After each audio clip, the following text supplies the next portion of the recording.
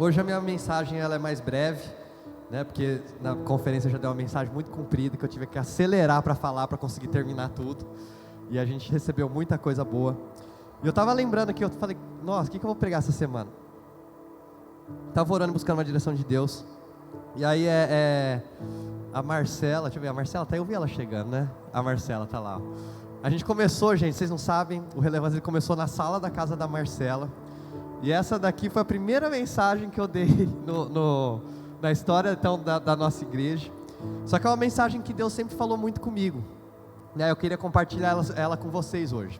Essa mensagem se chama Subindo a Montanha. E eu queria que você prestasse atenção, porque nós vamos falar um pouco hoje sobre um assunto que está muito na moda aí, que é a graça, né? Às vezes você tem ouvido falar sobre a hipergraça também. E eu queria apontar algumas coisas sobre isso. Uma das coisas que eu acho mais interessante sobre a nossa igreja, né? Porque a gente é uma igreja no meio da Avenida Paulista, né? Somos uma igreja, digamos assim, bem contemporânea, com visual legal e tal. Então é uma igreja, digamos assim, que às vezes o pessoal olha e fala, nossa, é uma igreja do hype e tal, né? E aí com isso, as pessoas podem olhar para a nossa igreja. Isso para mim talvez seja um dos pontos que eu acho mais interessantes aqui da nossa igreja. As pessoas podem olhar para a nossa igreja e achar que a gente vai ser uma igreja como talvez muitas dessas igrejas que estão na moda aí, não sei, né? Não estou julgando ninguém, falando, mas igrejas que são liberais. Mas a nossa igreja não, a nossa igreja que a gente está na Avenida Paulista, né? No meio de São Paulo, coração de São Paulo, tudo isso. E uma das coisas que eu acho mais legal é que nós somos uma igreja conservadora. Nós somos conservadores na palavra. Nós acreditamos na espiritualidade, no mover do Espírito Santo. Então a gente não é uma igreja que, tipo, pode tudo, está tudo liberado. A gente não é uma igreja que vai ficar apontando para você como você deve viver, o que pode, o que não pode fazer. Mas ao mesmo tempo, nós acreditamos na palavra de Deus, nós acreditamos em princípios, nós acreditamos em valores. Então nós somos conservadores. Então para nós a palavra de Deus, ela é a verdade absoluta. Nós acreditamos que a palavra de Deus é a verdade, e nós cremos que a palavra de Deus é o nosso guia, é o nosso caminho, é aquilo que nos direciona, é o nosso farol. Então assim, nós somos conservadores na palavra, né? Dentro disso então, o que eu tenho visto hoje em dia? Eu tenho visto pessoas que têm pegado a palavra de Deus, ou às vezes têm distorcido essa palavra, ou às vezes têm usado essa palavra para benefício próprio, interpretam ela da maneira como querem. Então você pega um trecho, né, e aí você passa pela máquina de lavar a roupa, e aí você bate aquele trecho lá, e você põe no liquidificador, e aí quando você tira, você consegue extrair aquilo que você quer da palavra de Deus. Só que a palavra de Deus ela é muito clara, e uma coisa que eu entendi sobre o Evangelho é que ele é muito simples, gente. E a gente que muitas vezes tenta complicar algo que é muito simples. Ele é muito simples, mas ao mesmo tempo ele é muito difícil. Ele é simples no entendimento, mas é difícil de ser vivido. Ele é difícil de ser praticado. Ele é difícil de às vezes entrar para dentro do nosso coração. Então assim, gente, vou falar para vocês uma coisa. Se vocês pegassem aquele princípio que fala, ame a Deus acima de todas as coisas, ame a Deus acima de todas as coisas. Gente, você não precisava mais da Bíblia. Se você amar a Deus acima de todas as coisas, naturalmente você vai viver as coisas que estão na Bíblia. É algo tão simples, gente, é tão simples, mas é tão difícil de ser vivido, não é verdade? Será que hoje, né, sendo bem realista, a gente pode chegar aqui e falar assim, eu amo a Deus acima de todas as coisas? Será que você pode falar isso hoje sinceramente para Deus? Você tem coragem de falar isso para Jesus? Eu te amo acima de todas as coisas? Eu não sei se eu posso chegar aqui e falar isso hoje. Que eu tenho esse desejo? Sim. Que eu caminho nessa direção? Sim. Mas que hoje eu amo a Deus acima de todas as coisas? Sinceramente falando, eu não sei se eu posso chegar aqui e falar isso para Deus hoje. Será que você consegue falar isso para Deus hoje? Que você ama a Deus acima de todas as coisas? Né? Então, é simples, a gente que complica. E hoje eu quero trazer para vocês até uma mensagem até diferente como eu normalmente dou, que eu tenho gostado bastante de dar mensagens mais expositivas da palavra, pegar um trecho e extraindo daquele trecho os ensinamentos que a palavra quer nos dar. Mas hoje eu vou falar um pouco mais sobre o tema, né? Eu queria começar falando com vocês sobre o tema da graça. Então assim, depois de falar tudo isso para vocês, né, quando eu mudei para São Paulo, eu vim no interior, minha cidade chama Pompeia, tem em torno de 20 mil, 18 mil habitantes. Então assim, para vocês terem uma ideia, é uma cidade onde todo mundo te conhece e você conhece todo mundo. Então você sabe com quem que as pessoas andam, os ambientes que elas frequentam, né, o que elas fazem. Então não dá muito para você esconder quem você é. Agora, quando eu vim para São Paulo, né, é uma cidade muito grande. aqui às vezes você está na igreja, mas ninguém sabe o que você fez no sábado, ninguém sabe o que você fez durante a sua semana, né? Às vezes a gente fica isolado, a gente é colega, a gente se conhece, mas a gente não sabe da vida um dos outros, né? E isso, de certa maneira, às vezes facilita para você poder ser uma pessoa que engana, né? Que você é uma coisa em um lugar e você é diferente em outros lugares. Então, quando eu cheguei em São Paulo, eu comecei a ver muito disso. Eu comecei a ir em igrejas, visitar igrejas, eu vi pessoas que iam na igreja, que diziam que amavam a Deus, mas eu olhava para a vida dessas pessoas, e a vida delas não refletia em nada o Evangelho. E aí eu comecei a questionar, eu falei assim, como que é possível isso? Como que é possível uma pessoa estar na igreja todos os domingos, falar que ama a Deus, estudar a Bíblia, estudar a palavra, mas essa pessoa, ela não se tornar mais parecida com Jesus?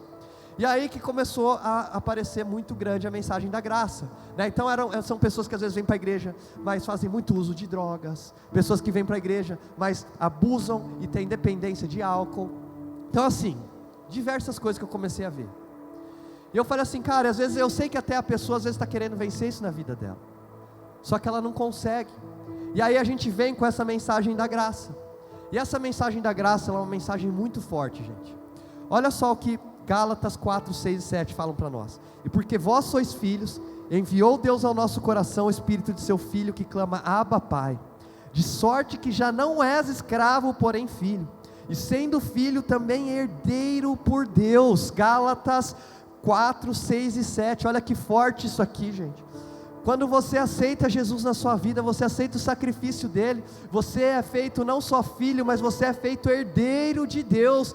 Tudo que pertence a Jesus começa a pertencer a você também. A palavra fala que você é co-herdeiro com Cristo. Isso quer dizer que você, quando você é batizado e você nasce das águas novamente, quando você aceita Jesus, você se torna realeza. Você é príncipe, você é princesa no reino de Deus, você é a realeza. Mas sabe qual que é o problema disso? A gente não tem uma mentalidade de realeza, a gente tem uma mentalidade de escassez, na maior parte dos tempos.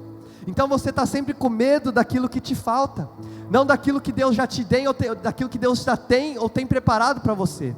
Uma coisa interessante que eu li num livro esses dias, é que fala que Moisés, aquele que libertou o povo da escravidão do Egito, Moisés ele teve que ser criado dentro do palácio do rei, com acesso aos melhores ensinos, ele teve que ter acesso à melhor comida, a tudo, porque foi gerada em Moisés uma mentalidade de realeza.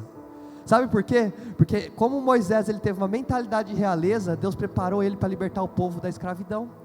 E não é que o povo não queria sair da escravidão, mas o povo tinha uma mentalidade de escassez. Então eles tinham medo de dar um passo e sair da escravidão e faltar comida para eles. Eles tinham medo de dar um passo e sair da escravidão e eles não terem onde morar. E é isso que acontece na maior parte das vezes com a gente. A palavra fala que depois que você renasceu com Cristo de novo, você se torna co-herdeiro com Cristo. Então você começa a ter uma mentalidade de realeza. Deus quer gerar uma mentalidade de realeza em você e tirar a sua mentalidade de escassez. A mentalidade de escassez é o que faz você ser vitimista, é o que faz você achar que você não consegue, é você achar que te falta, é você achar que não vai dar certo para você. Mas Deus te dá uma mentalidade de realeza, e hoje que Ele fala para você, não é que o seu sonho é muito grande, como as pessoas têm falado, mas Ele fala para você que o seu sonho é muito pequeno, porque o sonho que Ele tem para você é muito maior do que aquilo que você tem sonhado para você mesmo.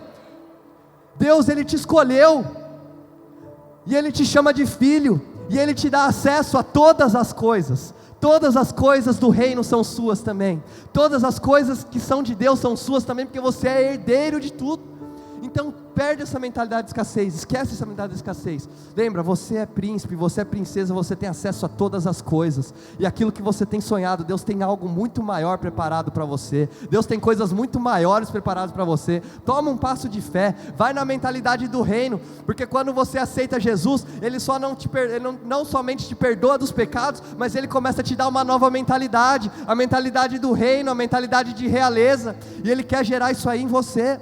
Olha que bonito, Filipenses 2,15 fala assim: para que vos torneis irrepreensíveis e sinceros, filhos de Deus, inculpáveis, no meio de uma geração pervertida e corrupta, na qual resplandeceis como luzeiros do mundo. Você é a luz do mundo. Sabe o que está falando? Eu comecei a ler e estudar, na época, tudo, assim, todos os versículos que falavam sobre graça, que falavam sobre perdão, li muito livro, e eu achei uma coisa interessante. Tudo que é falado sobre graça não vou falar tudo, né? Mas 99% do que fala sobre graça, para mim é verdade. Gente, você pega lá na palavra de Deus, e aí você vê assim, algum trecho pode estar falando assim, que você é pecador, nós somos sujos e tal, não sei o quê. Você continua lendo, e em algum momento vai chegar no mas ele é o cordeiro que veio para tirar o pecado do mundo, mas o sangue dele pagou o preço pelo seu, e não sei o que, e você acha isso daí, e realmente isso daí, cara, é uma das mais lindas verdades que a gente tem, como o Wendel falou aqui, é surreal, sabe, entender que Jesus, ele derramou o seu próprio sangue para pagar uma dívida que não era dele, mas era nossa, para que a gente não pudesse ter culpa diante de Deus, e a gente pudesse construir um relacionamento com Ele, com o Espírito Santo.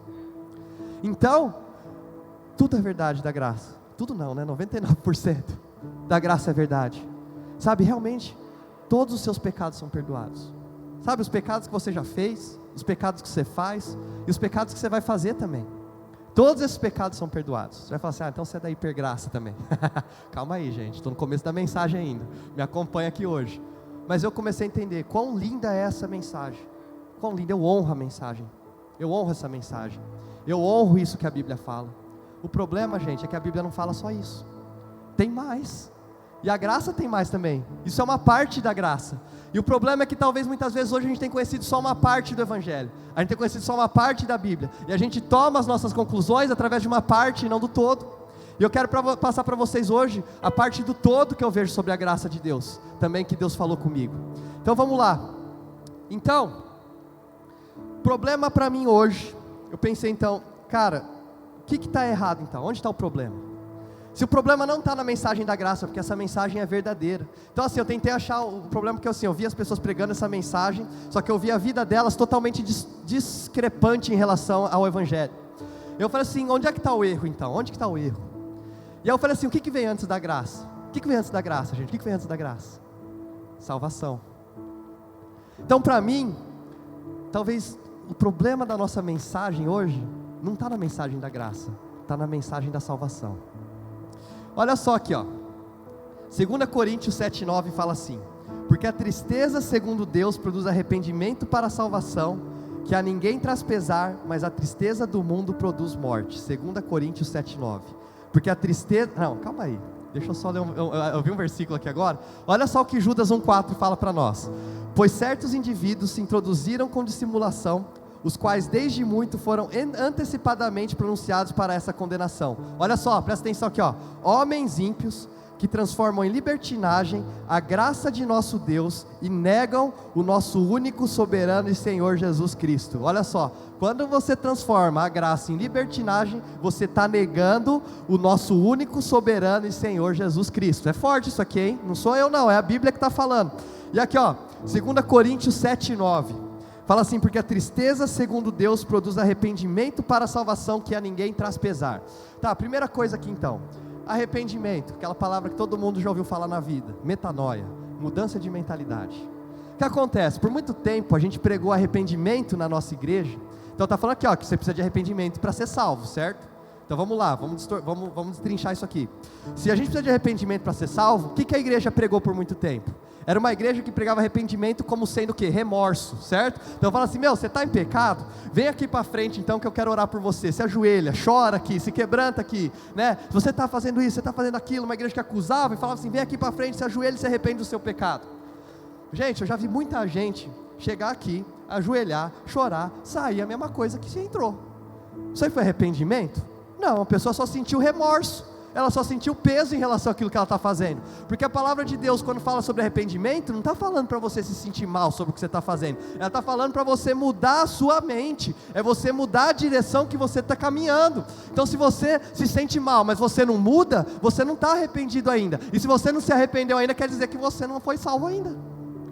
Entendeu o que eu estou querendo dizer? Agora pensa aqui comigo, eu estava outro dia, no almoço com alguns amigos, e eu estava de jejum, fiz jejum de suco, refrigerante, eu estava tomando água, e aí, eu lembro que eu estava lá almoçando, aí estava todo mundo conversando, pedi um suco, comecei a beber o suco, no meio do suco, gente, eu lembrei, estou de jejum, rapaz, não posso, aí o que eu fiz? Eu parei de tomar o suco, e deixei ele de lado, falei, não vou tomar mais esse suco. Naquele momento, Deus falou, isso é a minha graça. Por quê? Porque se eu tivesse se eu tivesse entendido que eu estava de jejum, que eu não podia tomar o suco, eu continuasse tomando suco, aquilo lá não é arrependimento. Eu posso até sair sentindo mal de ter tomado suco, só que Deus me deu a oportunidade ali de mudar. E aí onde é que vale a graça de Deus? Foi quando eu entendi, eu falei, cara, eu estou de jejum, eu não posso tomar esse suco aqui, eu parei de tomar o suco. Sabe o que Deus faz? Deus esquece que você tomou o suco. Deus esquece que você tomou aquele primeiro passo de suco lá. E aí Deus perdoa, Deus lava, Deus justifica. Só que a gente fala como se fosse assim, não cara, a graça vale para tudo, então pode fazer o que você quiser, depois no final das contas você está perdoado. Você vai ser perdoado de alguma maneira, você vai ser. Mas existe muito mais da graça do que somente o perdão. Então você tem que entender que o arrependimento, ele faz parte da sua salvação. Então a minha questão hoje não é se você acredita ou não na mensagem da graça, porque eu estou falando para vocês que a mensagem da graça, 99% do que falam aí é verdade, mas o problema é você questionar a sua salvação hoje, porque a palavra está falando aqui, que para você ser salvo, você tem que se arrepender, esse é o primeiro ponto. Então assim, você se arrependeu dos seus pecados realmente? Deus tem mudado a sua mentalidade? Você tem mudado os seus caminhos, você tem mudado de direção, você estava indo para lá e agora você vai para cá, porque se você não está mudando a sua mentalidade ainda, quer dizer que você ainda não é salvo. É forte isso aqui, né, gente? Porque a gente fala que salvação é você só aceita, fala, Jesus, entra na minha vida, e não sei o que, não. Existem algumas coisas para salvação. Uma das coisas é você se arrepender dos seus pecados.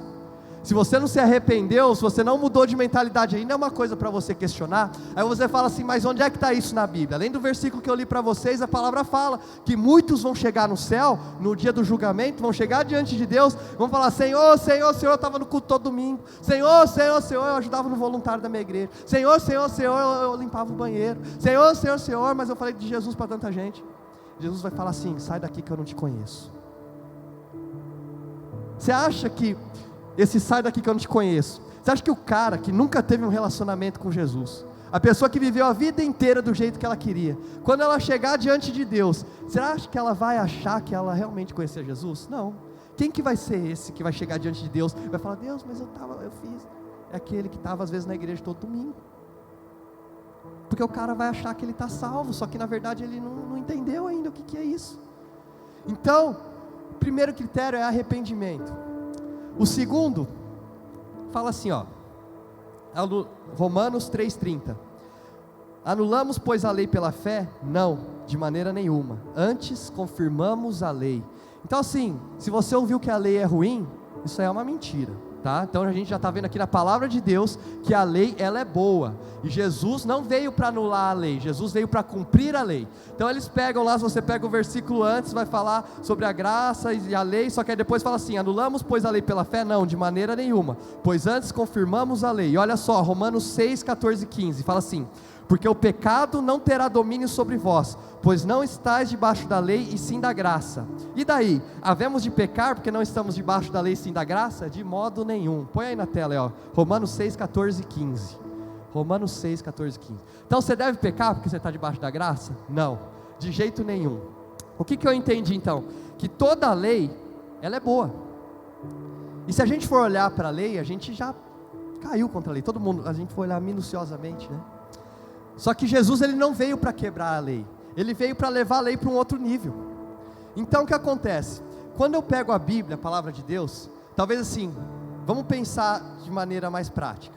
Se você pegasse a Bíblia e você fosse falar para alguém o que é, para que ela serve, talvez você falasse assim, segue a Bíblia, porque essa aqui vai te ensinar um caminho de como ir para o céu, não é verdade? Então talvez a gente pensa na Bíblia como sendo um manual de como ir para o céu. Só que sabe o que eu entendi? Que a Bíblia na verdade, ela é um manual de como viver a vida. Então é o seguinte, uma vez comprei uma piscina, aquelas piscinas de lona. Na hora que eu abri a caixa da piscina, devia ter umas 40 peças, gente, 40, tudo branco, tudo igual. Aí eu falei assim, cara, nunca vou conseguir montar isso aqui na minha vida, como é que monta isso aqui? Aí, sem saber, eu nem consegui. Qual que foi minha estratégia então? Peguei o manual, e no manual ele me ensinava a montar aquela piscina, e eu consegui. Sem o manual talvez eu não teria conseguido. Por que eu estou falando isso para vocês? Porque a Bíblia ela não é um manual de como ir para o céu, a Bíblia é um manual de como viver a vida. Deus, o nosso Criador, Ele deixou um manual de como você ser feliz aqui na terra. Deus, o nosso Criador, deixou um manual de como você pode ser bem sucedido aqui na terra. Sabe como é que chama esse manual? Bíblia. A Bíblia então, ela não foi feita para você ir para o céu. A Bíblia foi feita para você viver aqui na terra. São dicas do nosso próprio Criador. Então pensa comigo aqui. Quando você tem que perdoar alguém que te fez algo muito ruim, alguém que você tem raiva, alguém que não merece o seu perdão, o que acontece? Você não quer perdoar aquela pessoa, porque parece que você está dando um benefício para aquela pessoa quando você perdoa ela, certo? Mas eu vou te fazer uma pergunta aqui. A palavra fala para perdoar. Se você não perdoa, o benefício é de Deus? Deus, se você perdoar aquela pessoa, você decide perdoar aquela pessoa, Deus que vai ser o beneficiado com o perdão que você vai dar para aquela pessoa? Não. Agora pensa comigo, a pessoa vai ser beneficiada se você perdoar ela de alguma maneira? Também não. Quem que é o único beneficiado quando você perdoa? É você mesmo. Só que é tão difícil para a gente, porque parece que a gente está dando benefício para o outro, ou às vezes a gente perdoa porque fala assim, não, porque Deus mandou perdoar, vou perdoar. Gente, o maior benefício é para você. E se você começar a pegar todos os princípios da palavra de Deus, você vai ver que é o maior beneficiado de quando você coloca esses princípios em prática, é você mesmo. Então, para de pensar que você é obrigado a viver esses princípios. Para de pensar que esses princípios aí te prejudicam, ou que esses princípios aí são muito pesados. Começa a praticar esses princípios e você vai ver como a sua vida vai melhorar. Eu te garanto que se você viver os princípios que estão na palavra de Deus, começar a aplicar eles no seu dia a dia, você vai melhorar de vida, em todos os aspectos, relacionamentos, profissionalmente, ministerialmente, financeiramente, todos os aspectos da sua vida vão melhorar se você botar esses princípios em prática. Eu rasgo a minha Bíblia aqui se isso não acontecer. Pode testar, porque a Bíblia é um manual de como nós podemos ser eficientes, como nós podemos ser felizes e bem-sucedidos aqui na terra. Então a lei ela nunca foi ruim, a lei foi boa, e Jesus veio para o quê? Sobrepor a lei. Então antigamente você pegava, o pecado era, por exemplo, adulterar. O adultério era pecado. Aí quando Jesus vem no Sermão do Monte, o que ele fala? Que o pecado agora subiu de nível. Porque ele fala assim, agora não é mais a ação em si, mas é a intenção, é aquilo que passa na sua mente. Então se passou na sua mente, mas você não fez, você já pecou. Então olha só aqui, por isso que arrependimento vem com mudança de mentalidade, porque você tem que entender que mais importante do que a sua ação, é aquilo que passa na sua mente. Jesus não está preocupado com a sua ação em si, nem nós aqui estamos preocupados com a sua ação, mas a gente está preocupado com o que está no seu coração e na sua mente. E é isso que Jesus está preocupado também, porque ele falou assim, cara, você pode estar fazendo tudo direitinho por fora, mas por dentro você pode estar tudo podre, você pode estar fazendo tudo errado, você pode estar ajudando alguém a fazer alguma coisa, mas por dentro você quer só benefício próprio para você pode estar deixando de fazer alguma coisa, que aos seus olhos parecem certos, mas você está fazendo só para parecer para os outros que você é uma pessoa certinha. Olha só gente, Deus não está mais preocupado com a sua atitude, Ele está preocupado com a sua mentalidade. Aí você vai falar assim, então quer dizer que eu posso fazer o que eu quero? Cara, você tem que entender uma coisa, o que você faz como atitude é reflexo do que passa na sua mente. Agora a diferença é que tem muita coisa que passa na sua mente que você não consegue executar em ação, porque você não tem medo, ou você não tem coragem, mas tudo passa pela sua mente primeiro. Por isso que Jesus fala, você quer ser salvo? Você precisa de uma metanoia, você precisa de uma mudança de mentalidade. Então não é uma mudança de atitude. Eu não estou preocupado com a sua atitude, eu estou preocupado com o que está no seu coração, eu estou preocupado com o que está passando na sua mente. É isso que Jesus está falando para a gente aqui. E olha só, Romanos 6,17 fala assim, mas a graça de Deus, porque outrora escravos do pecado, contudo viestes a obedecer de coração a forma de doutrina a que fostes entregues. E uma vez, Romanos 6,17, uma vez libertados do pecado, foste feitos servos da justiça. Olha só isso aqui gente, então vamos lá, em partes, quando a gente canta somos livres, em parte está errado, tá? Porque se você pensa que você é 100% livre em algum momento da sua vida, está errado, você nunca vai ser. Talvez pode ser assim, nós somos livres da escravidão do pecado, beleza, aí está certo, mas olha só o que a palavra fala aqui, ou você é escravo do pecado, ou você é escravo da justiça. Você nunca vai ser 100% livre, ou você é escravo do pecado, ou você é escravo da justiça. Hoje, você é escravo de quem? É a pergunta que eu faço para você. Você é escravo de quem hoje? Você é escravo do pecado, ou você é escravo da justiça? Porque 100% livre você não é. Aí você fala assim, nossa, mas para mim parece ser tão difícil viver as coisas que estão na Bíblia, porque eu gosto tanto de fazer as coisas que a minha carne pede, que a minha natureza pede, parece para mim que é tão mais legal, né? Aí eu pergunto para você assim, uma criança, por que eu tenho que ser liberto da escravidão do pecado, se parece que eu gosto do pecado? Vamos supor, tá? Uma criança, gente, você pega aí, vamos supor, os que são pais, ou os que vão ser ainda, pensa comigo aqui, você como um bom pai, você vai ensinar o seu filho a como mentir? Seu pai te ensinou a mentir ou não? Eu acho que não, né? Nenhum pai ensina. Você vai ensinar seu filho a roubar? Você vai ensinar seu filho a xingar? Você vai ensinar seu filho a brigar? Acho que ninguém ensina isso daí, certo? A gente ensina coisas diferentes. Agora eu vou te falar assim, ninguém te ensinou a mentir. Onde é que você aprendeu a mentir? Se ninguém te ensinou a mentir, como é que você aprendeu a mentir? Sabe por quê? Já está dentro da sua natureza. Você nasceu com a natureza pecaminosa. Ninguém precisa te ensinar a fazer coisa errada. E aí o que acontece então? Quando a palavra de Deus fala para sermos libertos da escravidão do pecado, é a gente ser liberto dessa natureza que já nasceu dentro de nós. É uma natureza que ninguém precisou ensinar você como ser. É algo que está dentro de você e que Jesus quer te libertar hoje. São coisas que você faz que nem você gostaria de fazer. São jeitos que você também não gostaria de ser com as pessoas. A forma como você trata, a forma como você decide. É por isso que fala que Ele quer nos libertar da escravidão do pecado. Ele nos torna escravos da justiça. E eu vou falar para vocês, não existe nada melhor do que ser escravo da justiça. Não existe, servos da justiça de Deus. E olha só, Gálatas 5, 24 e 25, fala assim: e os que são de Cristo Jesus crucificaram a carne com as suas paixões e concupiscências. Se vivemos no Espírito, andemos também no Espírito. E os que são de Cristo Jesus crucificaram a carne. É o último ponto que eu quero falar aqui sobre salvação agora. Para mim me pegou o seguinte: a gente fala assim, a partir do momento que a gente aceita Jesus, né, tem gente que fala assim, a gente não peca mais, não tem como a gente pecar, porque a graça, Deus já nos perdoou de todos os pecados. Eu concordo com isso. Só que para mim, isso se tornou algo muito maior. Por que se tornou algo muito maior? Porque hoje, no meu ponto de vista, quando você peca, se você faz parte do corpo, nós somos um corpo. Quando você peca hoje, realmente, o pecado não tem mais poder sobre você, porque você faz parte de um corpo. Sabe qual corpo que você faz parte? O corpo de Jesus Cristo, que foi crucificado naquela cruz. Então, quando você peca hoje, você não peca mais contra você mesmo.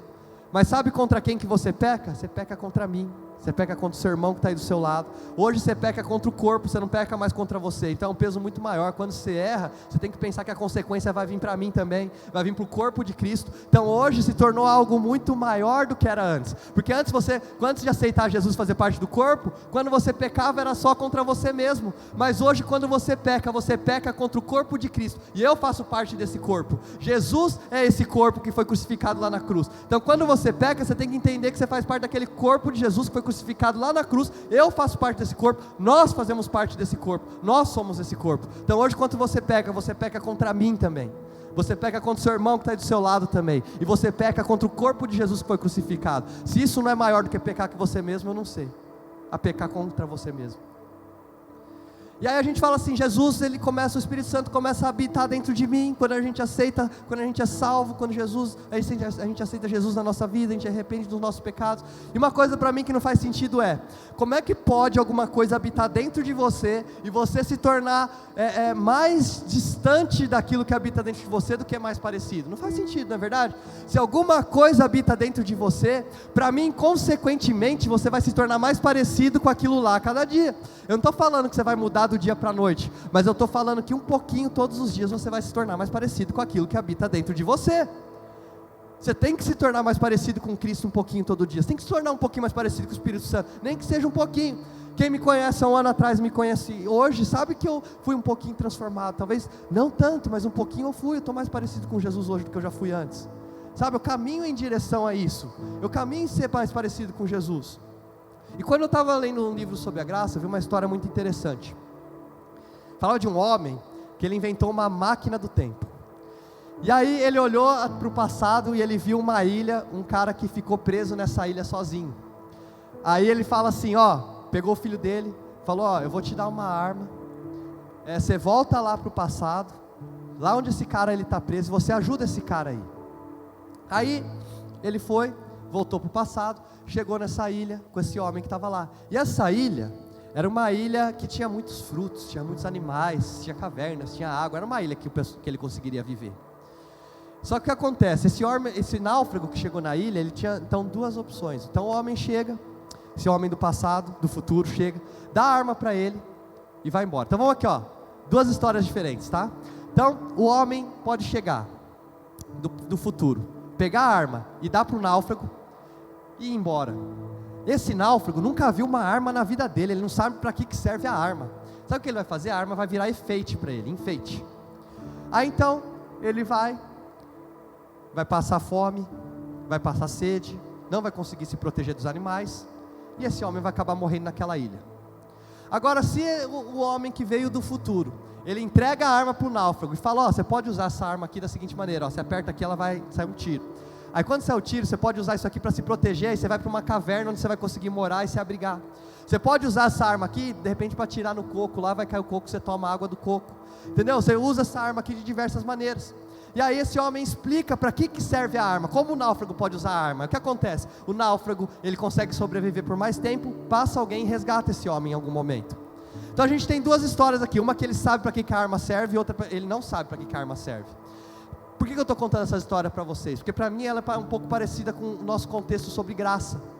Porque quando a gente pensa sobre graça, talvez a gente é uma arma que a gente tem na nossa mão, mas ninguém nunca explicou para a gente como é que usa. A gente não sabe usar, a gente não usa, ela fica de enfeite. Mas deixa eu falar uma coisa para vocês, a graça de Deus, ela não é somente a graça que perdoa dos pecados, mas é também a graça que te empodera a ser mais parecido com Jesus todos os dias. E se você não entender que a graça te capacita a vencer os seus pecados e a se tornar mais parecido com Jesus, é uma arma que está encostada no canto da sua casa, e uma hora você vai precisar dela, você não vai saber como usar.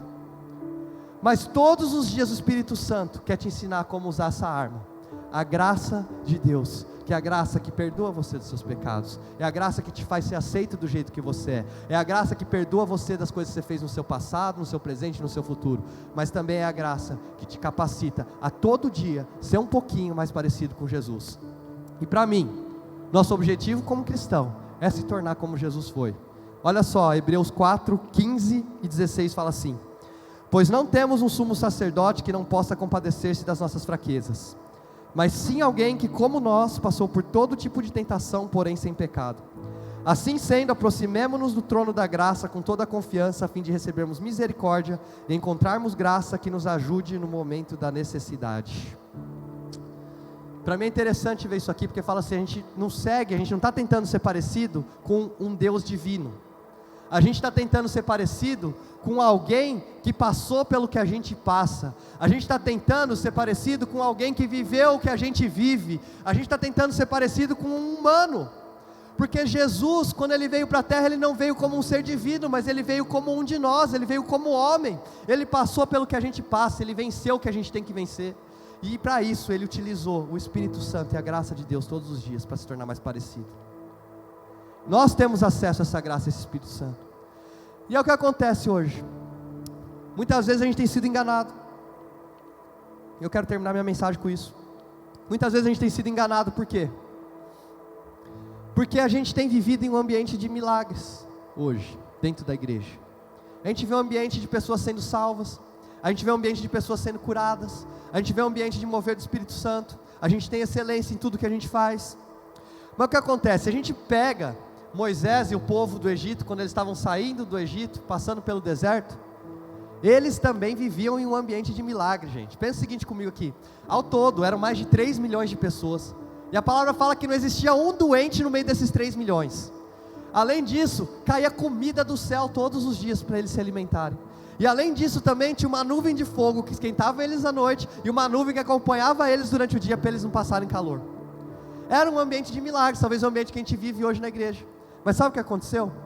Quando houve a manifestação da palavra, da presença de Deus, quando houve a manifestação real da presença de Deus, o que aconteceu? O povo teve medo e se escondeu nas suas tendas. Então, eu acho que muitas vezes, a gente tem vivido num ambiente de milagres, mas quando a gente vê a presença manifesta de Deus, às vezes a gente se assusta. Por quê?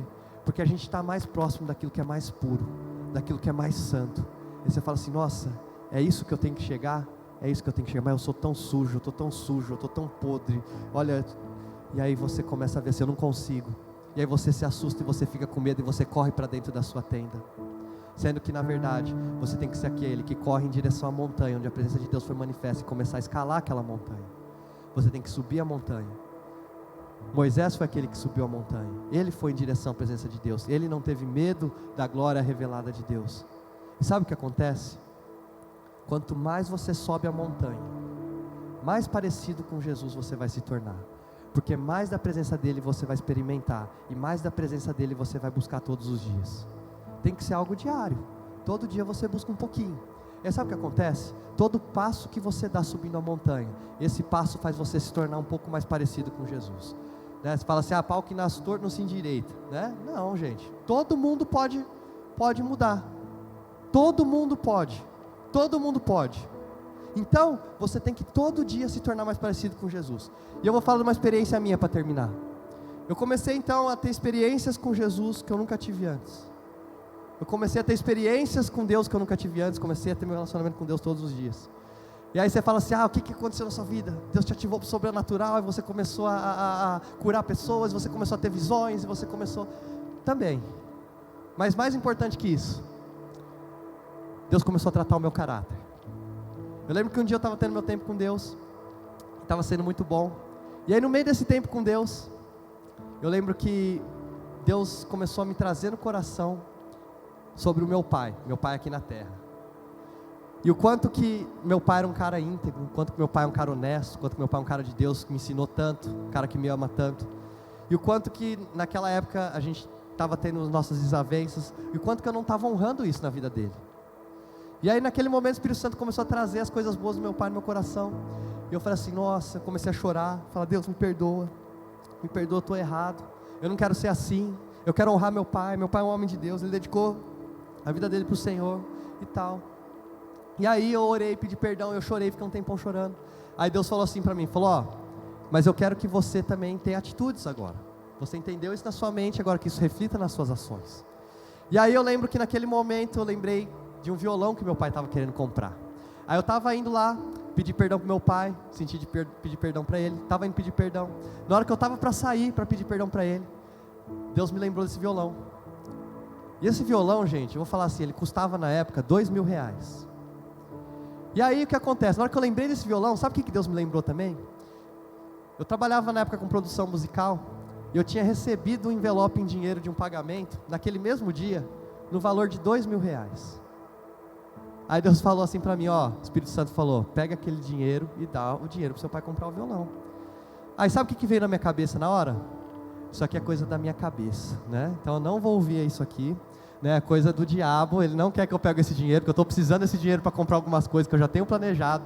E eu falei assim, não, é coisa da minha cabeça, eu já me arrependi do meu pecado, né? Eu vou lá pedir perdão para o meu pai, vou honrar ele e a gente vai ficar tudo certo. E aí eu fui sair de novo, e na hora que eu fui sair de novo, o Espírito Santo me lembrou de novo daquele dinheiro lá. E aí, voltei, peguei o dinheiro. Aí quando eu cheguei, encontrei com meu pai. Falei assim, olha, pai, eu quero te pedir perdão.